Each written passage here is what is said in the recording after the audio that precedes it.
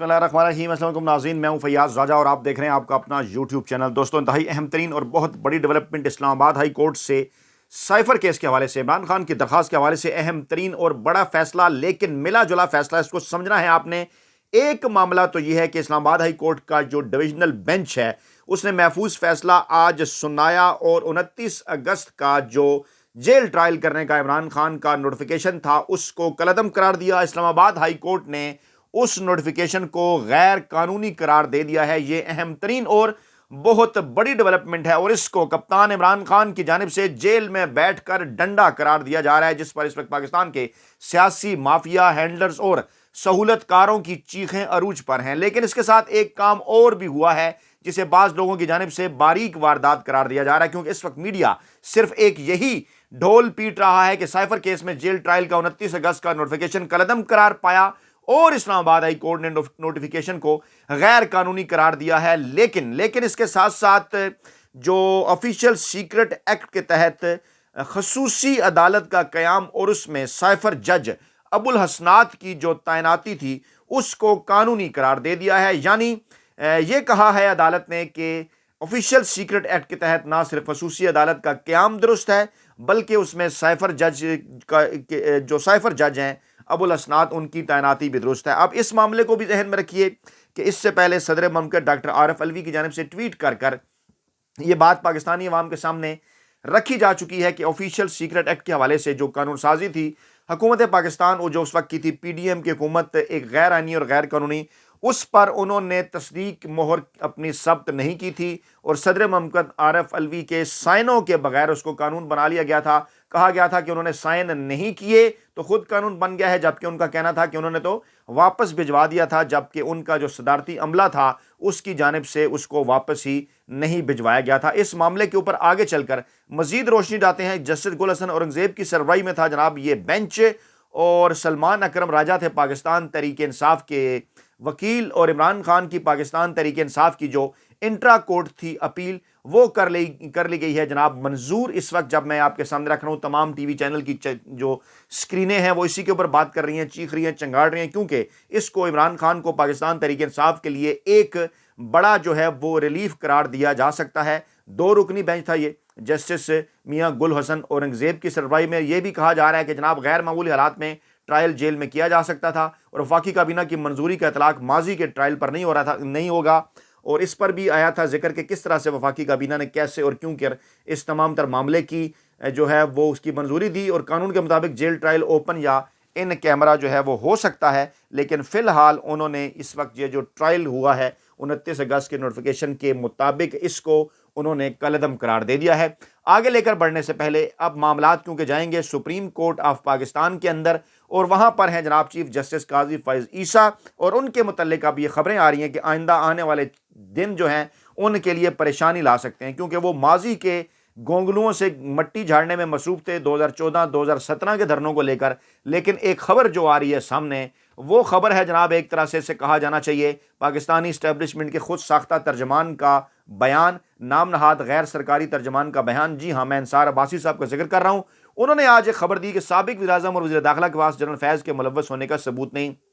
یعنی ایک بار پھر وہ پاکستانی اسٹیبلشمنٹ کی حمایت میں سامنے آئے ہیں۔ آپ کو یاد ہوگا پاکستان تحریک انصاف اور عمران خان کی جانب سے یہ موقف اختیار کیا گیا تھا کہ اگر آپ نے فیض آباد دھرنے کے حوالے سے جنرل فیض یا جنرل باجوہ کے خلاف کوئی کارروائی کرنی ہے، اگر ان کی جانب سے کسی قسم کی مداخلت کے کوئی ثبوت ہے، تو پاکستان تحریک انصاف بالکل پاکستان کے آئین اور قانون کے ساتھ کھڑی ہے۔ آپ معاملات کو آگے چلائیں، جو بھی آئین اور قانون کا معاملہ ہوگا اس کے مطابق اگر سزائیں بنتی ہیں تو ضرور دیں۔ پاکستان تحریک انصاف بھلا کیوں ان تمام تر معاملات میں رکاوٹ بنے گی؟ تو جناب 2017 میں مسلم لیگ نواز کی حکومت کے پاس براہ کوئی شواہد یا سرکاری سطح پر معلومات دستیاب نہیں کہ ٹی ایل پی کے فیض آباد دھرنے کے پیچھے سابق D G I S I General Faiz Hameed کا ہاتھ تھا۔ اس بات کا دعویٰ کیا ہے انصار عباسی نے، اور اس وقت کے وزیر اعظم شاہد خاقان عباسی اور وزیر داخلہ احسن اقبال سے رابطہ کرنے پر انہوں نے کہا کہ ان کے پاس شواہد تھے نہ سرکاری سطح پر ایسی معلومات کے جس سے پتہ چلے کہ ٹی ایل پی کے 2017 میں فیض آباد کے مقام پر دھرنا کرانے میں جنرل فیض حمید کا ہاتھ تھا۔ تو لیں جناب، کچا چٹھا کھل گیا، تو پھر نون لیگ کیوں ٹی وی چینلز کی سکرین کے ساتھ کھیلتی ہے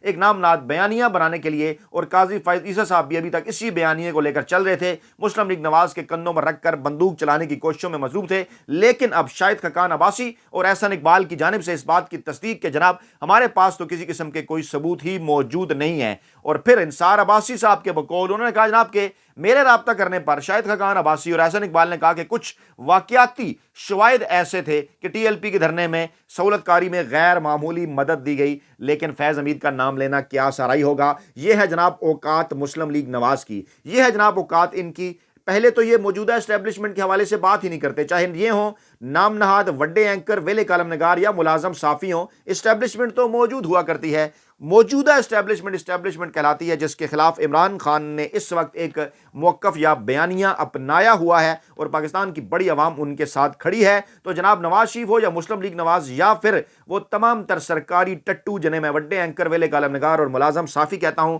وہ بھی ماضی کے اندر جا کر تو جناب فیض اور جناب باجوہ پر تنقید کرتے ہیں اس وقت جب وہ ریٹائر ہو گئے، لیکن موجودہ پاکستانی اسٹیبلشمنٹ کے حوالے سے کوئی بات کرنے سے قاصر ہیں، بات نہیں کرتے، کیونکہ اس وقت نواز شریف کی موجودہ اسٹیبلشمنٹ کے ساتھ ڈیل ہے اور تمام تر وڈے اینکر ویلے کالم نگار اور ملازم صحافی اس وقت نہ صرف اس ڈیل کے سہولت کار ہیں بلکہ اس کے بینیفیشری بھی ہیں، جو کہ ہمیشہ سے اسٹیبلشمنٹ اور نواز شریف کے درمیان جو بھی نکاح اور شادیاں ہوتی رہیں اس کے چھوارے کھانے میں وڈے اینکروں ویلے کالم نگار اور ملازم صحافی آپ کو اگلی صف میں نظر آتے ہیں۔ لیکن کیا کہا جائے کہ اب جو پچھلی اسٹیبلشمنٹ کے خلاف ان کا بیانیہ تھا وہ بھی ان کے اپنے ایک دوست صحافی انصار عباسی نے تباہ کر دیا، اور شاہد خاقان عباسی اور احسن اقبال بھی اس کے اوپر کوئی واضح موقف نہ اپنا سکے۔ ٹی وی چینل کی سکرینوں پر تو جتنے مرضی اینٹی اسٹیبلشمنٹ ہونے کے دعوے یا اسٹیبلشمنٹ کے اوپر الزام تراشی یہ کرتے رہے، لیکن جب موقع آیا تو وہ کہتے ہیں نا کہ جب وقت قیام آیا تو پھر سجدے میں گر گئے۔ تو ایسا ہوا جناب،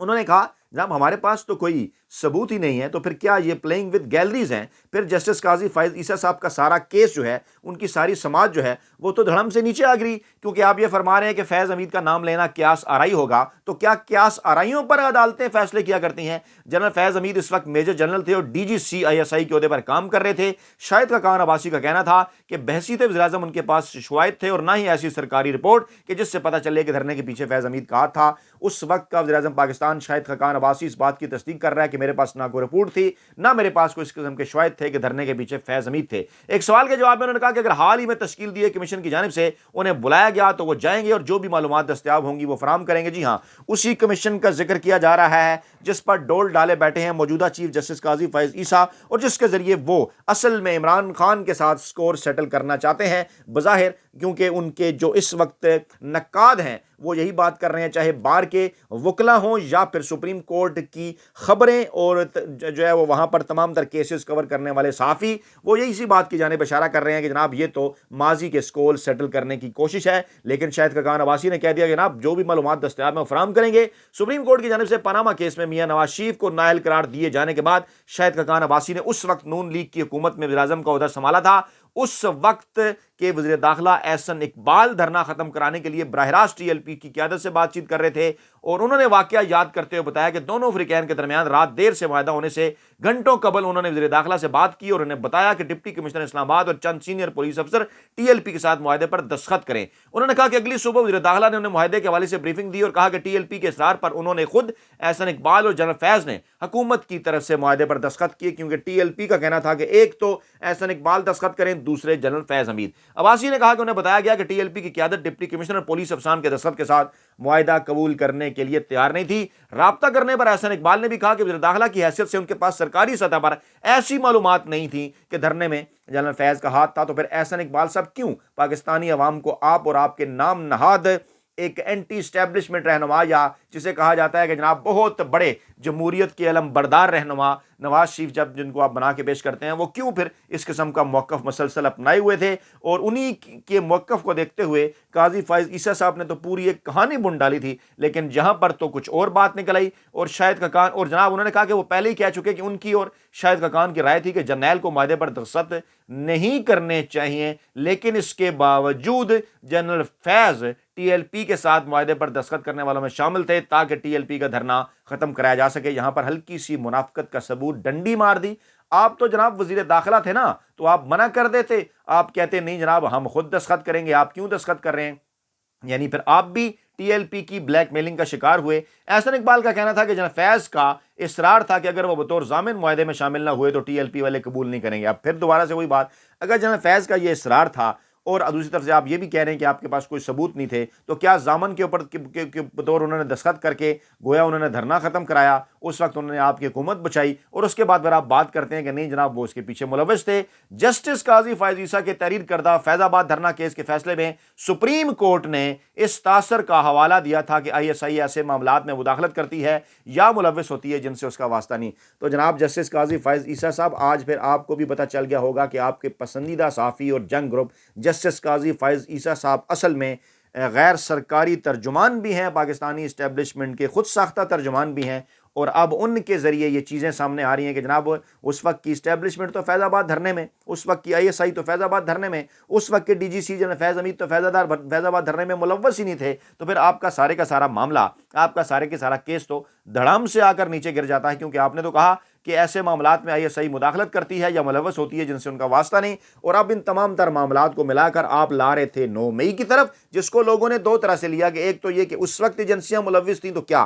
اب بھی 9 مئی کے معاملات میں ایجنسیاں ملوث تھیں، یا پاکستان تحریک انصاف کے کچھ جذباتی کارکنان نے اس پیغام کو ایسے بھی لیا کہ آپ 9 مئی کے واقعات کی تحقیقات کرانے کی بجائے اس قسم کے ریمارکس کیوں دے رہے ہیں۔ تو جناب یہ ایک انتہائی اہم ترین اور بہت بڑی ڈیولپمنٹ ہے، اور ایسا، اور پھر یہ خاص طور پر جسٹس قاضی فائز عیسیٰ کا فیصلہ اور اس کے بعد اس قسم کی خبریں آنے کا مطلب یہ ہے کہ آئندہ آنے والے جو دن ہیں وہ کوئی جناب چیف جسٹس قاضی فائز عیسیٰ صاحب کے لیے کچھ اچھے جو ہے وہ نظر نہیں آ رہے۔ سائفر کیس کے اندر تازہ ترین اطلاعات کے مطابق جیل ٹرائل کالعدم قرار دے دیا گیا ہے۔ یہ اب تک کی سب سے بڑی اور اہم ترین خبر ہے کہ سائفر کیس کے اندر جیل ٹرائل کالعدم قرار دے دیا گیا۔ چیئرمین پاکستان تحریک انصاف کی انٹرا کورٹ اپیل جو ہے وہ منظور کر لی گئی اور جیل ٹرائل کے نوٹیفیکیشن کو غیر قانونی قرار دے دیا گیا۔ دوسری جانب سپریم کورٹ آف پاکستان سے دو بڑی اور اہم ترین ڈیولپمنٹ، جسٹس سردار طارق کے خلاف ریفرنس خارج، جھوٹی شکایت ٹویٹ کرنے پر وکیل کو نوٹس جاری، یعنی سردار طارق صاحب کے خلاف شکایت کو جھوٹا قرار دے دیا جا رہا ہے اور ایڈوکیٹ اظہر صدیق صاحب کو نوٹس جاری کرتے ہوئے 7 دن میں جواب داخل کرنے کی ہدایت کی جا رہی ہے۔ جوڈیشل کونسل کا اجلاس چیف جسٹس قاضی فائز عیسیٰ صاحب کی سربراہی میں ہو رہا ہے۔ اجلاس میں جسٹس اعجاز الحسن، سید منصور علی شاہ لاہور ہائی کورٹ کے چیف جسٹس امیر بھٹی اور بلوچستان ہائی کورٹ کے چیف جسٹس نعیم اختر افغان شامل، اور جناب وہاں پر سردار طارق مسعود کے خلاف شکایت کنندہ آمنہ ملک کے بیان حلفی سے ان سے کیے جانے والے سوال اور جسٹس سردار طارق مسعود کی جانب سے پیش کیے جانے دستاویزی ثبوت کو بھی پبلک کرنے کی ہدایت کی۔ لیکن کل اس قسم کی خبریں بھی آتی رہیں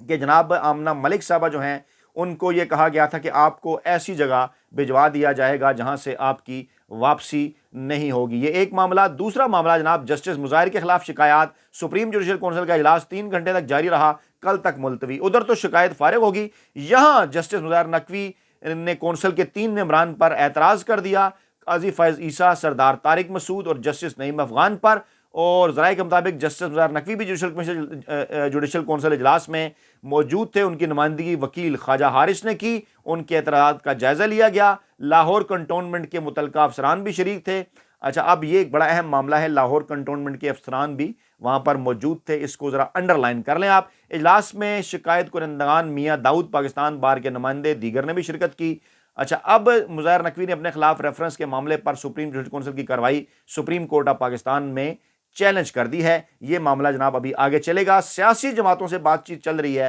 پاکستان تحریک انصاف ماضی بھول کر آگے بڑھنا چاہتی ہے، ایسا کہا ہے علی ظفر نے۔ لیکن اس کے ساتھ ساتھ اہم ترین بیان جو آیا ہے عمران خان صاحب کی جانب سے، جس کے متعلق قوم کو آگاہ کیا ہے شیر افضل مروت صاحب نے، وہ بھی بڑا امپارٹنٹ۔ پی ٹی آئی کے وکیل شیر افضل مروت نے کہا کہ پارٹی چیئرمین نے خاور مانیکا کا بیان جھوٹ کا پلندہ قرار دیا ہے۔ اڈیالہ جیل کے باہر میڈیا سے گفتگو میں علی ظفر نے بات کی۔ چیئرمین پی ٹی آئی وکلا کی کارکردگی سے مطمئن ہے، انہوں نے ملک بھر میں جلسے، جلوس اور کارن میٹنگ فوری طور پر شروع کرنے کی ہدایت کی ہے۔ پہلا جلسہ 1 دسمبر کو پشاور میں ہوگا۔ پارٹی جلد ملک بھر میں جلسوں کا شیڈول جاری کرے گی۔ جلسوں میں رکاوٹ ڈالی گئی تو سپریم کورٹ آف پاکستان جائیں گے۔ اس موقع پر شیر افضل مروت کا کہنا تھا کہ چیئرمین پی ٹی آئی نے کہا خاور مانیکا کا بیان جھوٹ ہے، ملک کو جمہوریت کی بجائے تنزلی کی طرف لے جایا جا رہا ہے، تحریک انصاف مائنس کرنے اور قائدین کے گھریلو معاملات میں بلا جواز مداخلت کی جا رہی ہے۔ اہم ترین اور بہت بڑی ڈیولپمنٹ۔ اور پھر جناب